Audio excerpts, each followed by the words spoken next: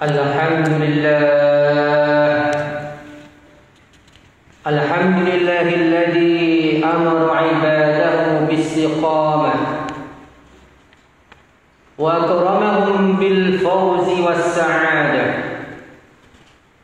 Asyhadu an la ilaha illallah wahdahu la syarika lah wa asyhadu anna Muhammadan 'abduhu wa rasuluh. Allahumma salli wa sallim wa barik ala sayyidina Muhammadin al-hadi ila al-qimmatil izzati wal karamah wa ala alihi wa ashabihi wa man tabi'ahum bi ihsanin ila yaumil qiyamah. Amma ba'd, fa ya ibadallah, usikum wa nafsi bi taqwallah wa qad fazal muttaqun. Qala Allah Ta'ala fi muhkami tanzili, a'udzu billahi minasy syaithanir rajim.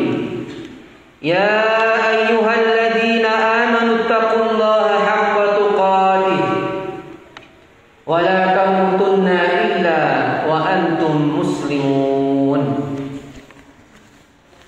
Jamaah sidang Jumat yang dimuliakan Allah Subhanahu wa Ta'ala, semua manusia dimanapun dia berada, pasti ia ingin mencapai sebuah kebahagiaan, sebuah kemuliaan, dan setiap orang memiliki cara untuk mendapatkannya. Sebagian mereka melalui cara-cara yang terhormat dan sesuai ketentuan Allah dan Rasulnya, tetapi tidak sedikit mereka yang menghalalkan segala cara. Karena itu kebahagiaan bukanlah kondisi, tetapi adalah pilihan. Orang bisa jadi tidak memiliki apa-apa, tetapi ia mampu bahagia dalam menjalani kehidupan. Karena kebahagiaan adalah bukan kondisi, tetapi adalah pilihan. Rasulullah Shallallahu Alaihi Wasallam dalam banyak hadis menggambarkan makna daripada kebahagiaan itu dengan memakai kata-kata tuba, tuba, bahagialah, ya, mulialah. Maka kita akan temui dalam literatur hadis Rasulullah Shallallahu Alaihi Wasallam karakter orang-orang yang bahagia. Dalam kesempatan ini saya akan menyampaikan 5 karakter yang Rasulullah Shallallahu Alaihi Wasallam katakan sebagai orang yang bahagia. Yang pertama kata Rasulullah Shallallahu Alaihi Wasallam, tuba lil ghurba. Bahagialah orang-orang yang asing. Orang yang asing kayak apa? Para sahabat pun bertanya tentang pengertian ini. Maka mereka bertanya, ya Rasulullah, manil ghurba? Siapa mereka itu yang asing? Rasulullah Shallallahu Alaihi Wasallam kemudian memberikan karakter. Mereka adalah unasun salihuna qalilun fi nasi su'in katsir, may ya'sihim aktsaru mimman yuti'uhum. Atau kama qala Rasulullah Shallallahu Alaihi Wasallam. Jadi dikatakan orang asing yang bahagia adalah mereka orang-orang yang soleh, orang-orang yang komitmen dan istiqomah. Sekalipun masyarakatnya sudah hancur, sekalipun dia tinggal di kalangan orang-orang yang banyak maksiatnya, tetapi ia tetap komitmen dengan keyakinan dan dengan keimanannya. Mereka inilah kata Rasulullah orang-orang yang bahagia. Kenapa? Karena ia mampu untuk menjaga keimanannya, keislamannya. Sekalipun zaman telah berubah. Dan sekarang kondisi seperti itu kita rasakan Bapak sekalian. Coba kalau kita lihat orang yang dalam masjid ini dengan orang yang di luar sana, lebih banyak mana? Orang yang bisa istiqomah dalam kondisi semacam ini, tetap dia bisa bersedekah, tetap dia bisa sholat dengan tepat, tentu tidak banyak dibandingkan yang lainnya. Orang yang komitmen dengan syiar-syiar Islam semakin hari semakin sedikit, bukan sebaliknya. Bahkan berbagai macam cibiran, bulian pasti akan dirasakan orang-orang yang istiqomah. Tapi itulah karakter yang disampaikan oleh Rasulullah SAW. Sebagaimana dalam hadis lain dikatakan, "Bada'al Islamu ghariban wa sayaudu ghariban." Islam di awal munculnya adalah asing. Orang menganggap aneh. Orang menganggap sesuatu yang lucu, sesuatu yang tidak dikenal. Dan begitu pula nanti akhirnya Islam pun seperti itu kondisinya. Bisa jadi Islam hanya sekedar nama, tetapi karakter dan konsekuensi daripada Islam itu sudah terkaburkan. Karena itu Rasulullah SAW mengingatkan, fatuba lil ghuraba, bahagialah mereka orang yang selalu mampu istiqomah dalam kondisi carut marut seperti sekarang ini. Ma'asyiral muslimin yang dirahmati Allah Subhanahu wa taala. Karakter kedua adalah mereka orang yang beriman, mengimani Rasulullah sallallahu alaihi wasallam sekalipun tidak pernah ketemu.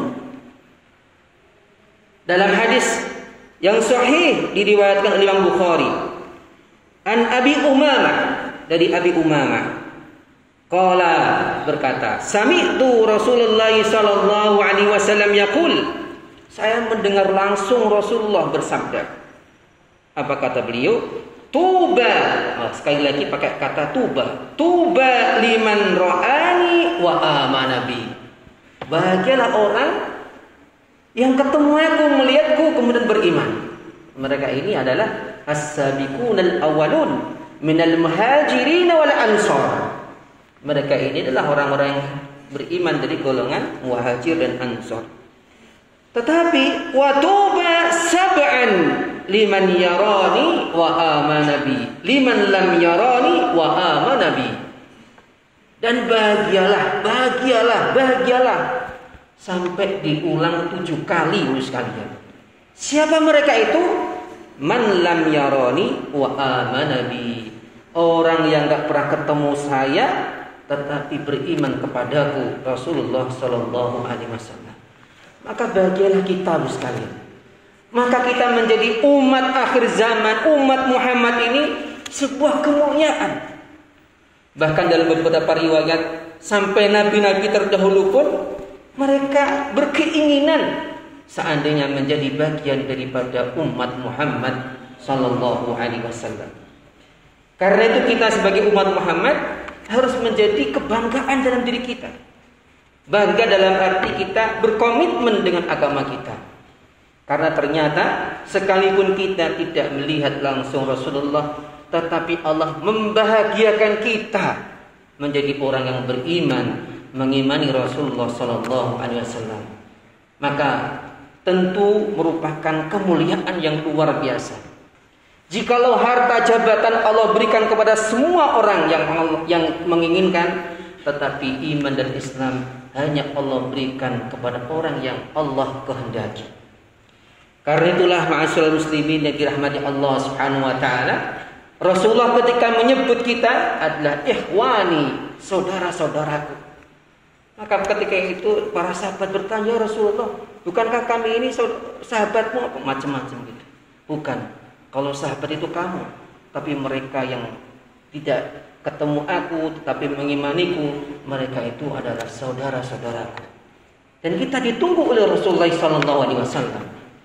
Maka bahagialah kita termasuk orang-orang yang diberikan kesempatan dan diberikan kemuliaan mengimani Rasulullah sallallahu alaihi wasallam. Ma'asyiral muslimin yang dirahmati Allah Subhanahu wa taala. Karakter ketiga adalah orang yang beramal selalu mendasarkan ilmu, atau dengan istilah lain, al-ilmu qabla al-amali wal qawli. Jadi ilmu ini mendasar bos sekalian. Maka kenapa sebagian ulama mengkritik orang yang beriman, ibadah ikut-ikutan? Itu tujuannya apa? Agar kita ini selalu tolabul ilmi, tidak menyukupkan ilmu itu hanya mendengar, tetapi kita duduk majlis dengan ustadz kita, para kiai kita. Karena dengan kita mujalasah, duduk bersama ini, kita akan terbuka berbagai macam wawasan. Karena itu Bapak Ibu yang dirahmati Allah Subhanahu wa taala, bagaimana Rasulullah sallallahu alaihi wasallam memberikan kemuliaan bagi mereka yang berilmu. Bahkan sebagian ulama memberikan gambarannya orang berilmu dengan abid. Abid itu artinya orang yang ahli ibadah. Dia ahli ibadah Ibu sekalian, tapi tidak berilmu. Ya, dibandingkan dengan orang yang ahli ilmu itu jauh lebih tinggi derajatnya. Seperti kalau kita lihat bulan purnama, ya, begitu cerah cahayanya dibandingkan bintang-bintang yang ada di langit. Itulah kemuliaannya. Karena itu Ibu sekalian, pertanyaannya adalah kenapa ayat pertama kali turun dengan kata-kata Iqra? Karena ini adalah mendasari Islam itu agama yang berdasarkan kepada data ilmu. Bukan karena kita dengar, bukan. Begitu pula kalau kita menyikapi kehidupan sekarang ini. Harus cek and recheck. Data ilmunya apa? Sehingga, mohon maaf sekalian, carut-marutnya informasi yang ada sekarang ini karena apa? Orang yang tidak berilmu dia memberikan komentar, kemudian di-share, orang yang awam tidak tahu, padahal dia ini tidak punya ilmu. Ya sudah, itulah rusaknya Islam. Sempat Ibu sekalian kemarin ada kasus orang marah-marah nge-share bahwa Quran ini dipalsukan. Hanya gara-gara dia menemukan mushaf, ya, Al-Quran, qafnya itu ditulis dengan satu titik. Dia kira itu fa. Padahal itu adalah tata cara penulisan rasm yang diikuti oleh negara-negara Afrika Utara, seperti ya daerah Maroko. Disebarkan ini Quran dipalsukan. Nah ini kan bikin masalah, bikin kegaduhan. Memang salah satu negatifnya Bu sekalian ya, dengan adanya HP kayak ngeten semua orang bisa mengekspos. Dan anehnya kita pun mudah percaya. Makanya saya itu Pak sekarang itu sudah nggak percaya lagi dengan informasi-informasi yang ada di grup. Semua orang bisa bikin berita ya. Wong berita yang jelas-jelas ada kadang dimanipulasi. Ini artinya apa? Ilmu adalah mendasari segalanya. Maka kenapa Al-Quran pertama kali Ibu sekalian dan dikaji oleh para ulama, tidak ada satupun kitab yang diberikan kepada umat-umat terdahulu yang pertama wahyu turun itu memerintahkan untuk membaca kecuali Al-Islam. Jadi Islam sekali. Kita suruh baca.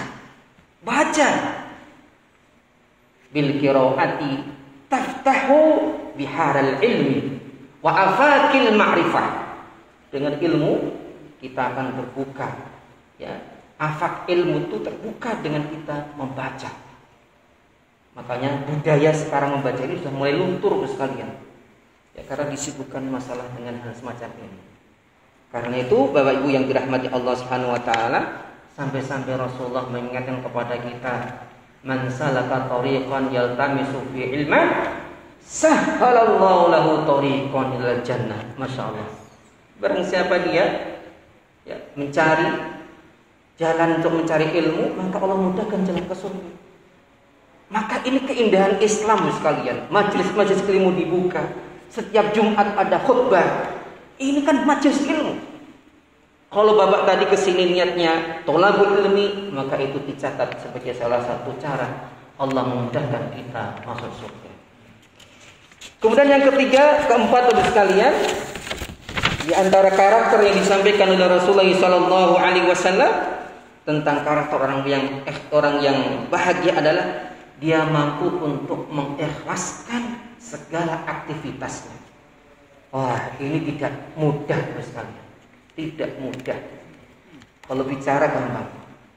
Jadi bagaimana kita nukhlisu jami'a a'malina liwajhillahi bahtah fahasbuh. Jadi bagaimana kita ini mengusahakan seluruh aktivitas kita ini hanya untuk Allah. Mukhlisina lahuddin, murni hanya untuk Allah. Dan ini akan terlihat Ibu sekalian diri kita ya, akan terlihat ikhlas atau tidak itu ketika kita dipuji kayak apa sikap kita, ketika kita dikritik kayak apa sikap kita. Itu akan terlihat kita ikhlas atau enggak sebenarnya. Makanya kata para ulama, wal mukhlisuna ala khatarin.